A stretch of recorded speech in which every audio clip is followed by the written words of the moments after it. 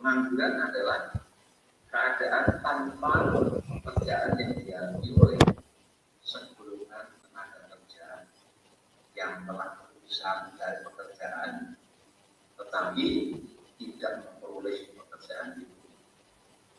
Jadi individu yang menghadapi masalah tersebut itu dinamakan pengangguran. Jadi orang yang benar-benar tidak mendapatkan pekerjaan dan tidak memiliki pekerjaan itu yang disebut dengan pengangguran. Pengangguran itu ada yang pengangguran memang disengaja untuk menganggur, ada yang orang yang malas. Tapi ada yang benar-benar orang itu mengalami sesuatu untuk berusaha semaksimal mungkin, tapi ternyata belum mendapatkan pekerjaan. Itu yang dimaksud dengan pengangguran.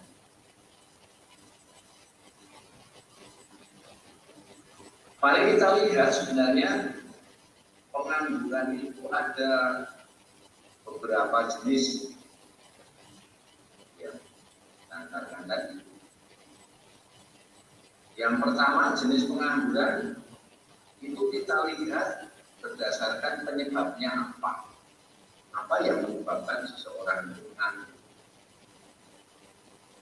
Yang pertama pengangguran normal atau friksional.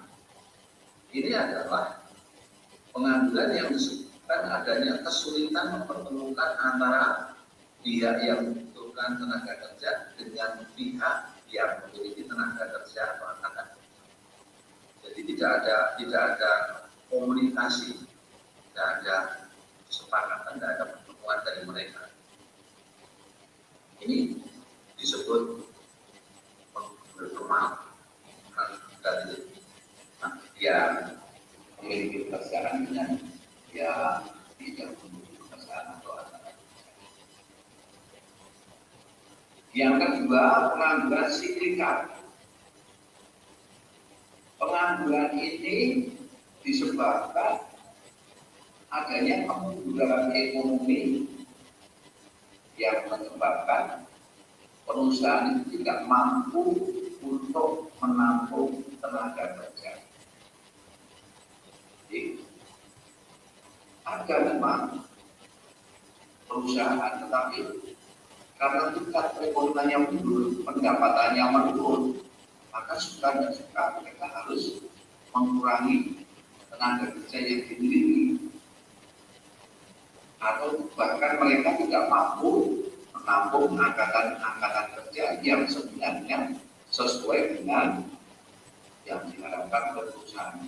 Tapi karena kemudian ekonomi terbatasan ekonomi, mereka tidak bisa menampung.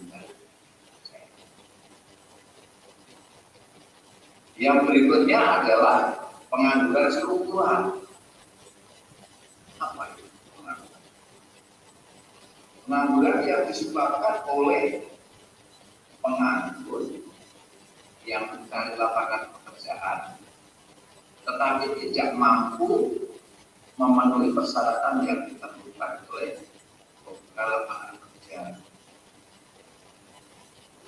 baik skill atau ijazah yang dimiliki atau hal-hal yang sungguh itu tidak sesuai dengan persyaratan yang ditentukan.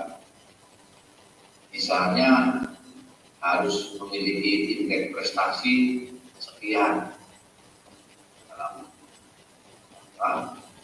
perusahaan itu, tetapi pelamar kerja hanya memiliki indeks prestasi yang di bawah itu. Kemudian usia yang sudah tidak sesuai dengan harapan. Ini struktur yang kemudian yang berikutnya adalah pengangguran teknologi. Ini pengangguran yang disebabkan perkembangan atau pergantian teknologi. Perubahan ini dapat menyebabkan kerja harus diganti untuk bisa menggunakan teknologi yang diterapkan. Suka tidak suka, mekanisasi itu sangat-sangat akan memberus tenaga kerja yang ada di tempat kita bekerja. Contoh kecil saja. Misalnya, ketika jalan tol itu dibuka, setiap gerbang tol itu dilayani oleh satu tenaga kerja. Dengan kemajuan teknologi, sekarang terus menggunakan kartu elektronik yang disebut tol. Maka setiap gerbang tol yang dulunya dijaga oleh 5 sampai 10 orang, sekarang cukup dijaga oleh 2 atau 1 orang saja sebagai pengendali. Nah, ini kan beberapa tenaga kerja yang dibuat. Tulisannya seperti itu. Keduanya, misalnya dengan mekanisasi. Bahkan di bidang pertanian pun nanti tenaga-tenaga petani itu bisa tergerus oleh teknologi. Coba sekarang untuk memanen padi sudah ada alatnya. Dulu ketika kita memanen padi bukan 20 sampai 30 orang dalam satu hektar. Sekarang cukup dengan 1 orang dan 1 mesin itu sudah bisa tergantikan, bahkan waktunya lebih singkat, hasilnya lebih maksimal. Itu. Jadi pengangguran teknologi itu karena pengaruh organisasi yang terjadi.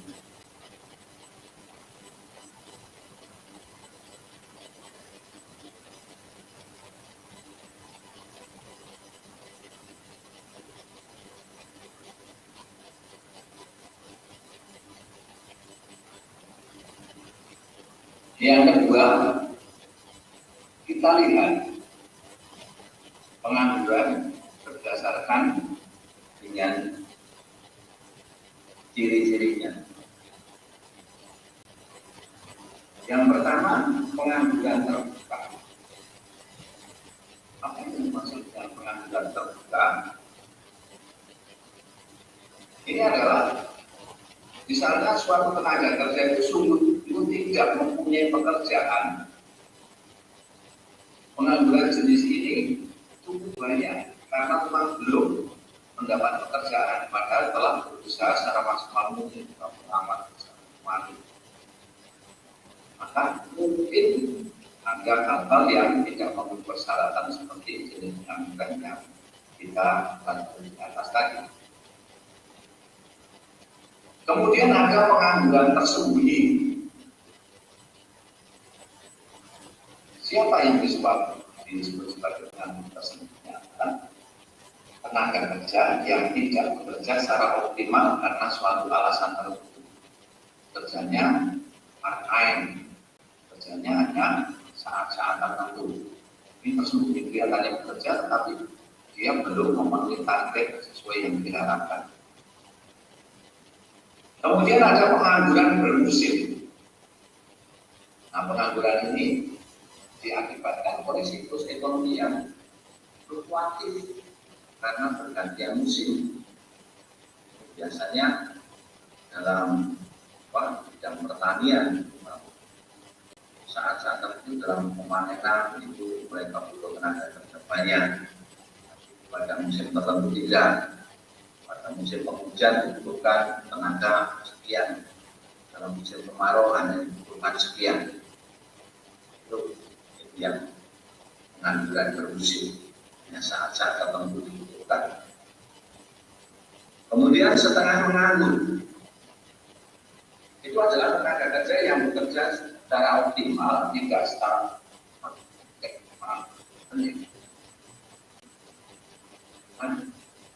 apa ini? Setengah menganggur ini merupakan tenaga kerja yang bekerja kurang dari 35 jam dalam seminggu. Dalam seminggu itu hanya bekerja misalnya sehari tahu 5 jam, termasuk orang-orang yang dianggap setengah menganggur karena kalau dalam 6 hari itu hanya 30 jam. Jadi kalau kita melihat jenis-jenis Mari saudara kita lanjut dalam pengulian ini, kita akan melihat apa itu inflasi.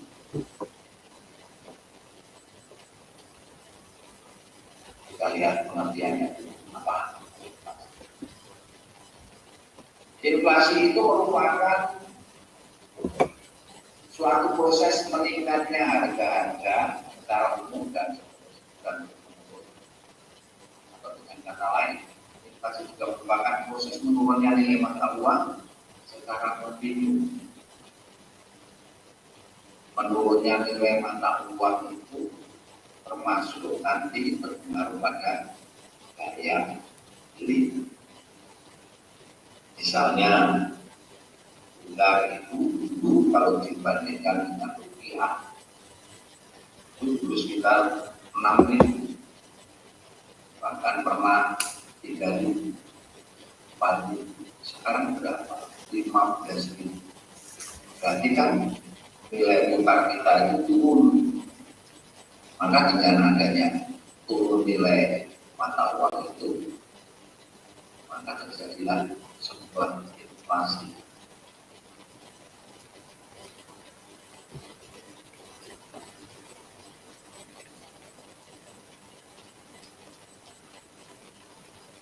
Mari kita lihat, inflasi itu ada beberapa jenis. Yang pertama, inflasi berdasarkan sumber atau minyak. Yang itu jadi inflasi ini saat perekonomian berkembang pesat dan menyebabkan kesematan budaya yang tinggi, sehingga pendapatan masyarakat juga ikut meningkat dan tingkat konsumsi mereka juga meningkat, tetapi tidak diimbangi dengan peningkatan produksi barang dan jasa, sehingga menimbulkan inflasi. Itu baik, tetapi produksinya itu tidak bisa meningkat. Maka peredarannya lebih besar, tapi produknya lebih kecil, maka itu tidak inflasi. Yang kedua, inflasi atas desakan biaya. Inflasi ini terjadi saat perekonomian berkembang pesat dan tingkat pengangguran sangat rendah. Ekonomi berkembang pesat, penganggurannya rendah. Perusahaan akan mencari karyawan baru dan dibayar mereka dengan upah yang tinggi untuk menaikkan tingkat produksi.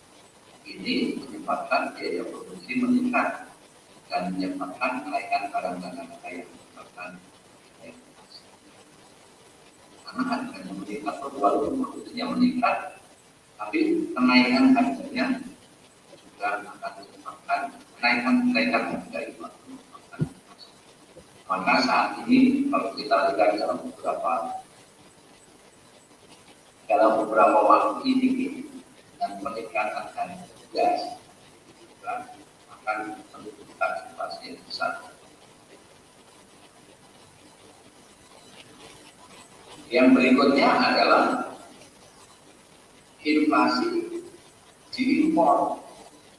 Apa yang dimaksud dengan inflasi diimpor?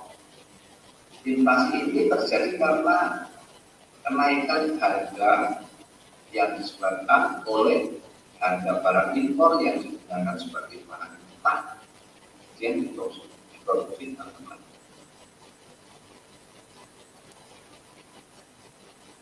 Harga barang di luar negeri itu sudah nilainya tinggi, kemudian diproduksi secara negeri kita, nanti menghasilkan misalnya harganya masih standar, masih sama dengan yang lalu, maka itu akan menunjukkan inflasi atau tumbuh.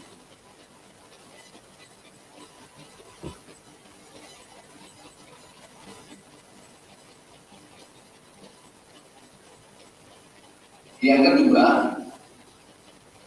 kita melihat inflasi itu berdasarkan kemajuan kenaikan harga yang pertama.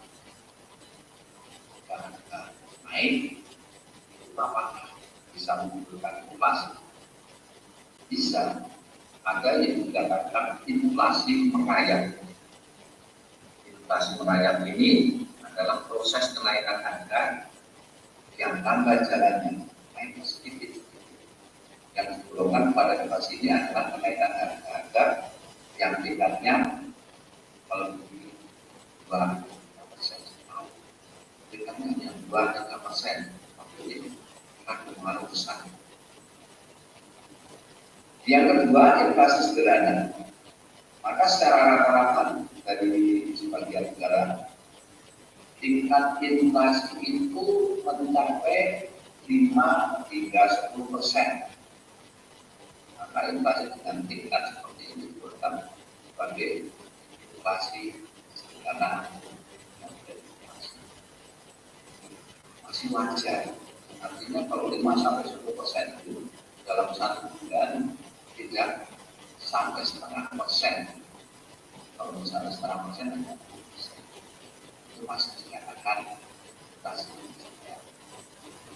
Kemudian juga kita harus memahami tentang hiperinflasi. Nah, hiperinflasi itu seperti apa? Itu kenaikan harga dalam perekonomian yang tingkatnya sangat tinggi, mencapai dari 10%. Dan seringkali lebih dari 100% dalam 1 tahun itu. Jadi kenaikan harga hal ini bisa kita lihat ketika harga cabai dalam jajaran biasanya hanya sekitar 30.000, sekarang menjadi 80.000, naik berapa? Lebih dari 100%. Itu yang misalnya sekarang beras itu biasanya akan sekitar 50.000, sekarang mencapai 70.000 sampai 80.000, tapi naiknya 20-30%.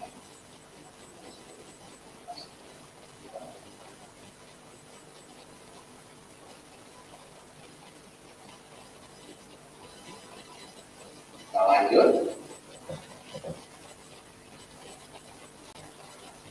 Dari beberapa peristiwa, semua peristiwa itu pasti memiliki efek. Maka salah satu efek dari inflasi juga ada. Sekarang efek inflasi adalah inflasi dan perkembangan ekonomi itu efeknya apa? Maka ketika inflasi itu tinggi, pasti akan menghambat perkembangan ekonomi.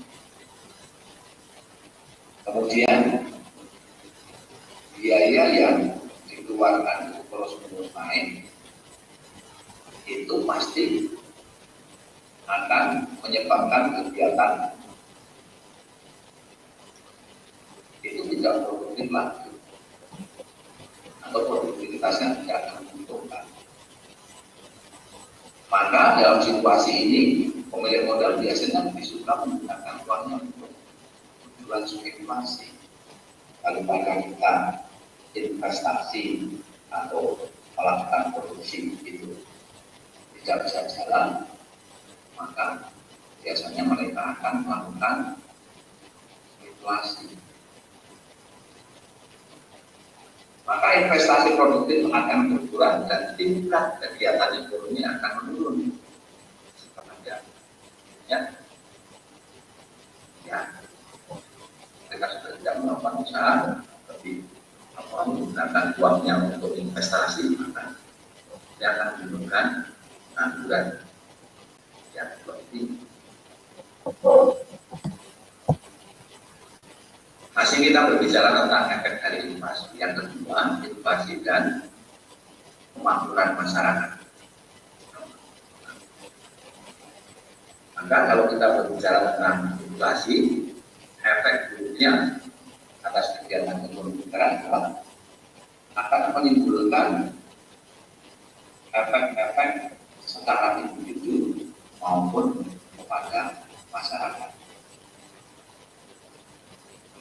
Yang pertama, inflasi itu akan menurunkan pendapatan real orang yang berpendapat yang biasanya Kalau dengan uang sekian itu bisa membeli apa, tetapi dengan uang sekian pendapatannya tetap. Tapi kita menjanjikan sekarang ini, jadi barang yang kita beli tidak sesuai dengan yang diharapkan, yang seperti pada saat dulu.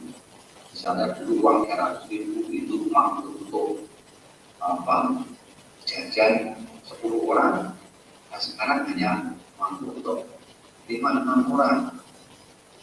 Menurunkan pendapatannya sama, tapi nilai tukarnya itu akan turun. Maka pada umumnya kenaikan upah tidaklah setepat kenaikan, makanya pasti akan menurunkan upah yield dari dulu yang dapatkan.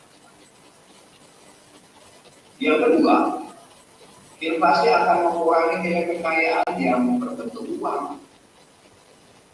Jadi sebagian kekayaan masyarakat disimpan dalam bentuk uang itu, simpanan juga, atau simpanan tunai dan simpanan dalam keuangan merupakan simpanan uang yang nilainya akan menurun apabila terjadi inflasi. Tidak katakan tadi dulu ketika kita punya uang 200.000 berarti dapat satu gram ini sudah sampai 700.000. Itu kan tidak kita simpan, nilainya akan turun. Maka orang melakukan kegiatan spekulasi untuk membeli barang supaya nanti dalam jangka panjang turun naik tetap. Yang ketiga, bisa memperburuk pembagian kekayaan. Inflasi ini juga bisa menyebabkan pembagian pendapatan di antara golongan berpendapatan tetap dan pemilik-pemilik harta tetap, dan juga perdagangan akan menjadi semakin tidak merata. Itu yang harus kita sadari bersama-sama.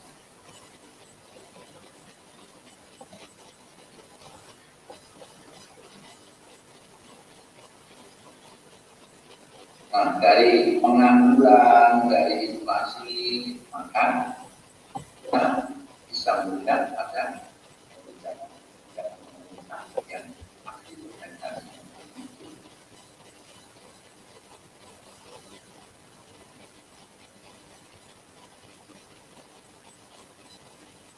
Maka pemerintah itu bisa mengeluarkan yang namanya kebijakan fiskal.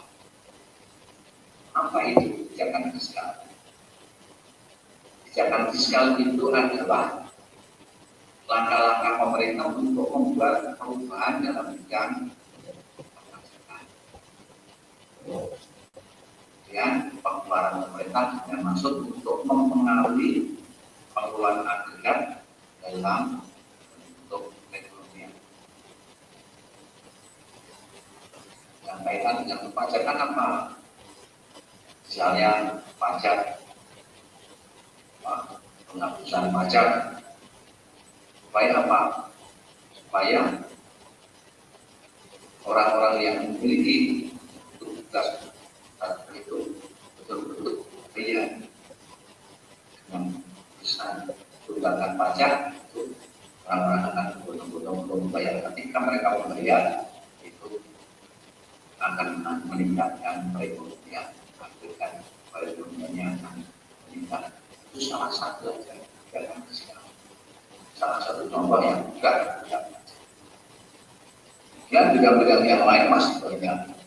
Saudara bisa browsing kebijakan fiskal apa saja yang dapat meningkatkan perekonomian kita.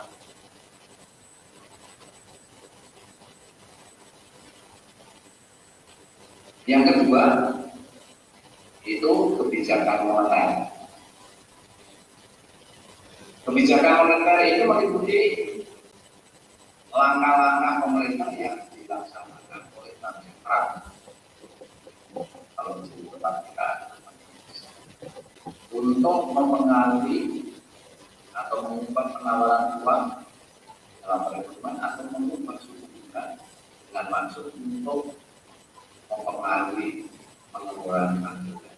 Artinya supaya kestabilan perekonomian terjaga dengan baik. Di depan dalam pertemuan itu sudah saya sampaikan bahwa BI itu seringkali menaikkan atau menurunkan BI rate itu melihat situasi. Maka kebijakan moneter ini sangat berpengaruh besar dengan bank-bank umum yang boleh dijalankan. Supaya bank-bank umum tidak dengan seenaknya sendiri untuk melakukan sebuah beban atau kebijakan-kebijakan, semuanya harus berdasarkan dari kebijakan bank sentral. Itu salah satu.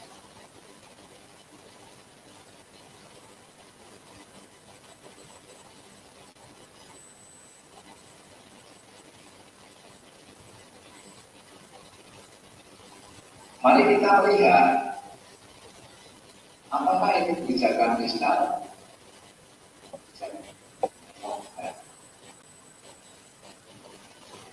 Jadi kebijakan fiskal dan kebijakan moneter itu dijalankan oleh dua pihak yang berbeda. Kalau fiskal itu oleh Kementerian Keuangan, kalau moneter itu dijalankan oleh Bank Sentral. Jadi kalau fiskal itu dampaknya nanti ke seluruh komponen Kementerian Keuangan, komponennya banyak sekali. Tapi kalau kebijakan moneter itu lebih cenderung pada perbankan. Jadi dari bank sentral pada bank-bank umum yang ada negara kita ini seperti apa nanti jalannya. Kalau kebijakan fiskal itu kaitannya dengan bisa dengan hubungan dengan luar negeri supaya kita dipercaya oleh bank dunia dan sebagainya, atau pemilik saham atau investasi. Kebijakan fiskal ini akan berpengaruh pada itu. Tetapi kalau kebijakan moneter khusus pada perbankan, walaupun nantinya dari kebijakan perbankan itu juga berpengaruh dalam situasi ekonomi. Maka kedua institusi ini haruslah menyesuaikan kebijakan ekonominya dalam mengatasi masalah kebijakan fiskal dan kebijakan moneter itu tidak saling bertentangan, tetapi kedua-duanya saling memberikan hubungan, saling menguatkan satu dengan yang lain. Karena apabila tidak demikian, kalau langkah mereka itu menimbulkan efek yang bertentangan, di satu pihak itu langkahnya hanya untuk mengatasi inflasi dan pihak lainnya untuk kebijakan mengatasi kehancuran, maka kebijakan yang bertentangan itu tidak akan sampai tujuan. Maka kedua-duanya harus saling mendukung. Maka dari bank sentral biasanya tetap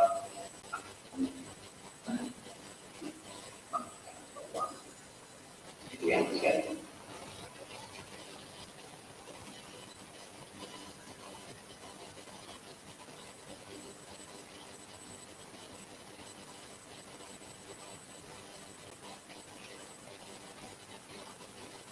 Masih kita lihat bagaimana kita melihat kebijakan fiskal atau kebijakan.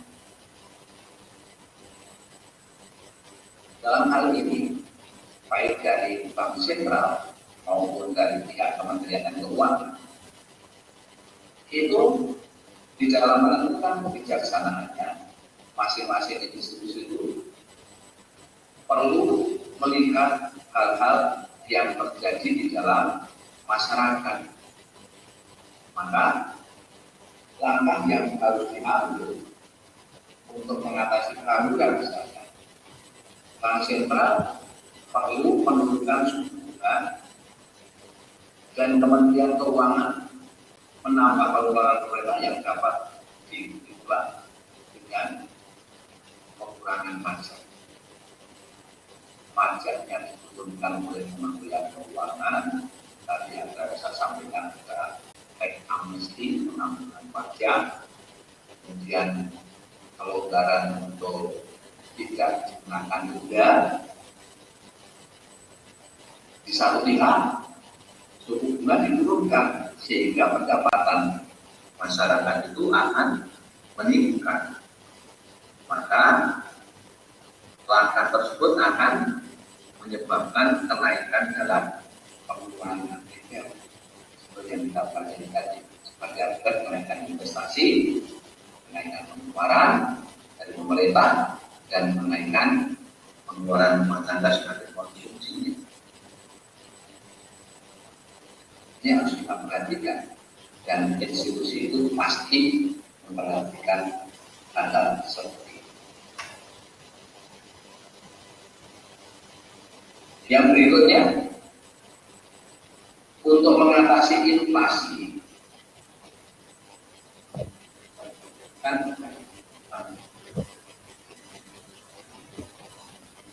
mengurangi penawaran uang dan menaikkan suku bunga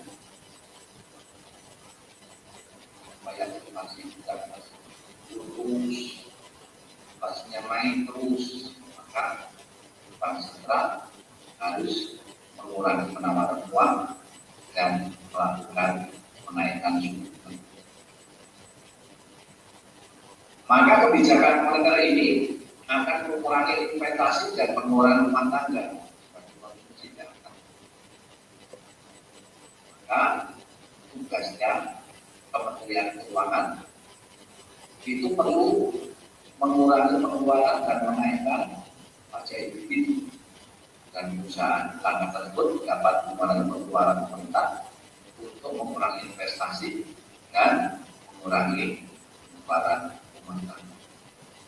Itu hal-hal yang dilakukan oleh pemerintah dalam mengatasi sebuah upaya untuk menanggulangi supaya tidak terjadi inflasi secara terus-menerus.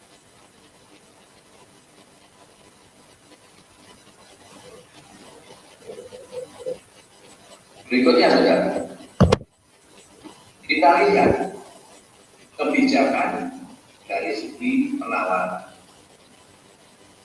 Apa sebenarnya kebijakan segi penawaran itu tujuannya apa?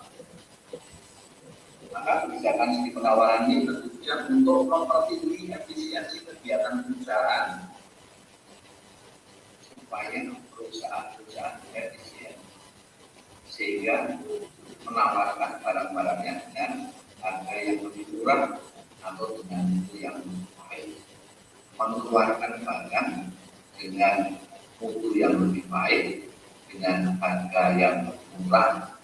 Itu bisa dilakukan dengan cara efisiensi dari perusahaan. Nah, perusahaan bisa efisien itu salah satunya adalah yang dikeluarkan oleh kebijakan pemerintah.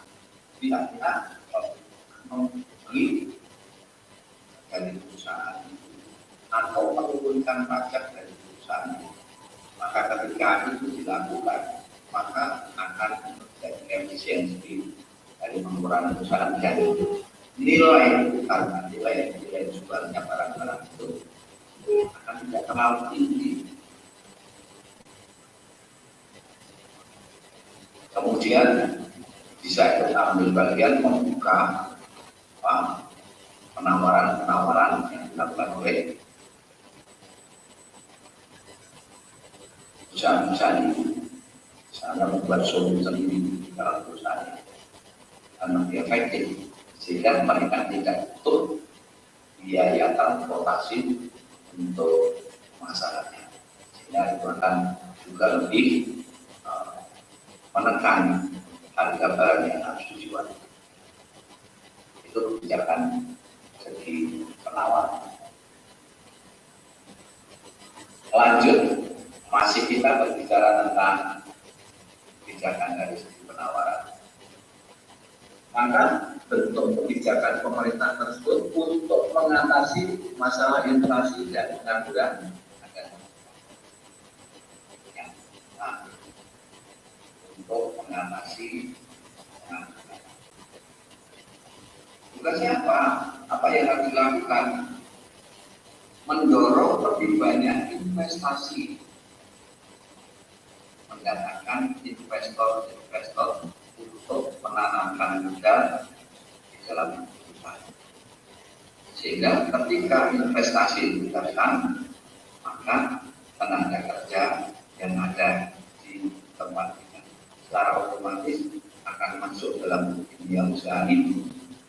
Dalam perusahaan-perusahaan itu maka pengangguran akan kurang. Kemudian pengembangan infrastruktur. Salah satu sekarang ini. Apakah pembangunan jalan itu juga akan mengatasi pengangguran? Ya, akan menjadi beban infrastruktur yang masih itu otomatis juga akan menimbulkan untuk mengatasi pengangguran. Misalnya membangun embung, dengan dibangunnya embung dalam suatu daerah, maka di situ ada tampungan air yang dulunya tanah di sekitar embung itu tandus. Dengan adanya embung, mereka bisa digunakan untuk menjadi lahan-lahan pertanian baru, bahkan menimbulkan hasil yang meningkat. Maka untuk dapat menghasilkan itu secara tidak langsung, orang-orang yang ada di sekitar embung itu juga akan melakukan pekerjaan. Yang berikutnya meningkatkan efisiensi administrasi pemerintah. Terlebih misalnya izin pemerintahan dulu, kalau sudah izin dari kelurahan, dan kecamatan, kabupaten, provinsi, baru tingkat pusat. Kabupaten, provinsi, kementerian perdagangan, itu kan semuanya menjadi semacam penyekat kebijakan-kebijakan. Maka kalau pemerintah bisa membuat kebijakan satu titik, kalau sudah izin di tingkat daerah, otomatis itu sudah ada dilaporkan saja ke tingkat pusat bahwa ini izin sudah dikeluarkan oleh daerah. Maka secara administratif itu akan lebih singkat, supaya tidak berlele-lele, sehingga investor itu akan senang. Tidak hanya satu pintu. Coba kalau dengan misalnya sudah izin di pusat, masuk di daerah harus izin di daerah lagi, itu kan merupakan kebijakan yang KL. Nah, efisiensi ini diberikan oleh pemerintah. Kemudian berdiskusi dan melakukan dan seperti yang kita, kalau perusahaan itu pajaknya dikurangi, kemudian persentasenya diturunkan, kemudian tidak boleh ada monopoli dengan undang-undang BUMN. Sekarang ini kan suka tidak suka mereka yang menggunakan perusahaan itu harus menggunakan daya listrik dari perusahaan listrik negara. Tanpa kalau mereka bisa menggunakan miliknya sendiri, kenapa tidak? Maka dengan demikian kan itu akan menekan biaya produksi dan hasilnya akan meningkatkan pada mengatasi pengangguran. Pajak individu misalnya ada penghapusan pajak, misalnya ada pemutihan dan lain sebagainya. Itu kelihatannya pemerintah itu menghapus, tetapi sebenarnya ketika itu dilakukan, maka penunggak pajak itu dengan serta-merta akan membayar. Ketika mereka membayarkan juga akan mendatangkan pendapatan.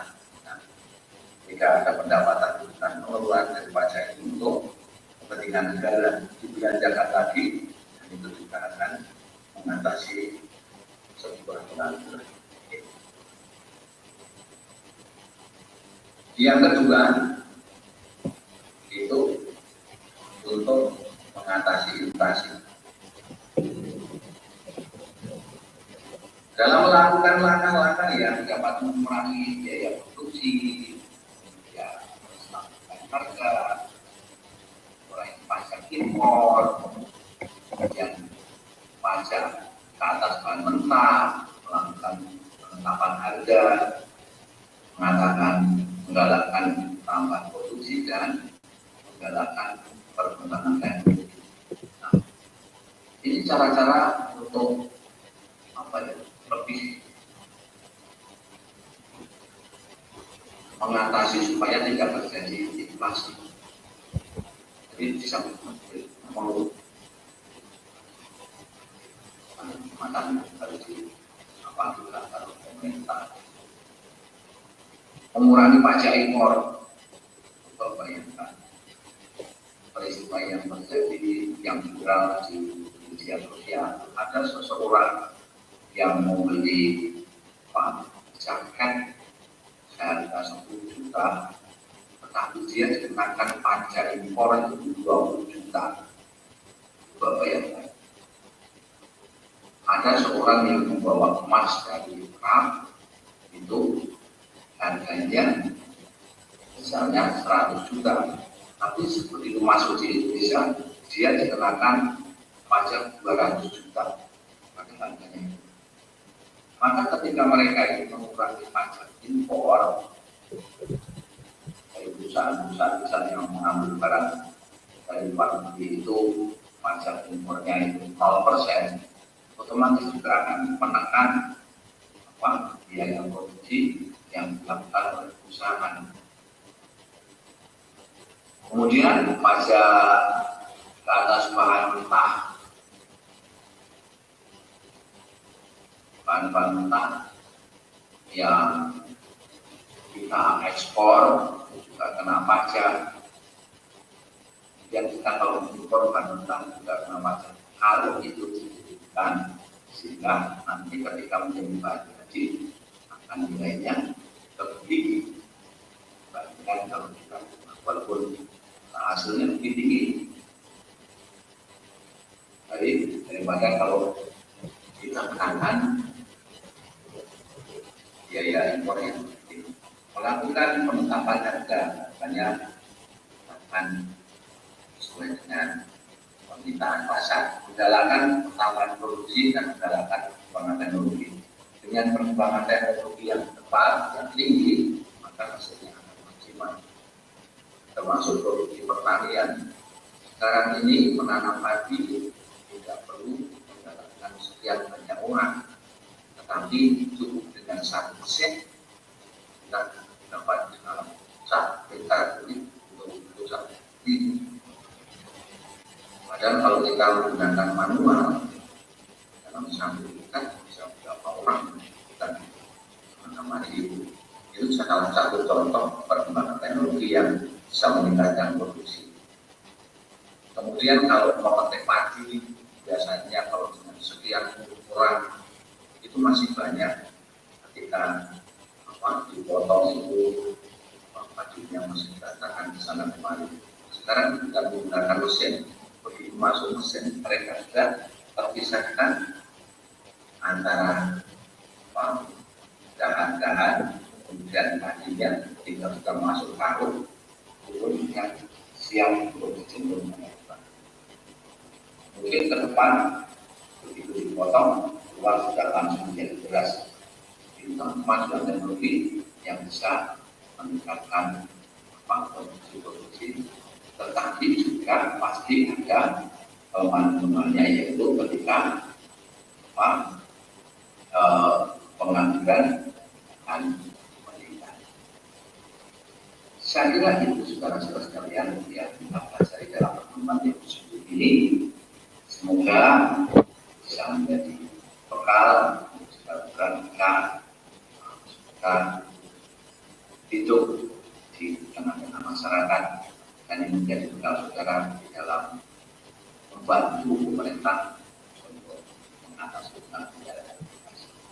Sampai ketemu dalam pertemuan yang 11 sampai 15 di yang akan datang sesuai jadwal yang sudah saya ingatkan lagi dalam minggu ini, Bapak-Ibu, Saudara harus mengerjakan ujian tengah semester. Semoga semuanya selalu dalam keadaan sehat dan dapat melaksanakan tugas. Terima kasih atas perhatiannya.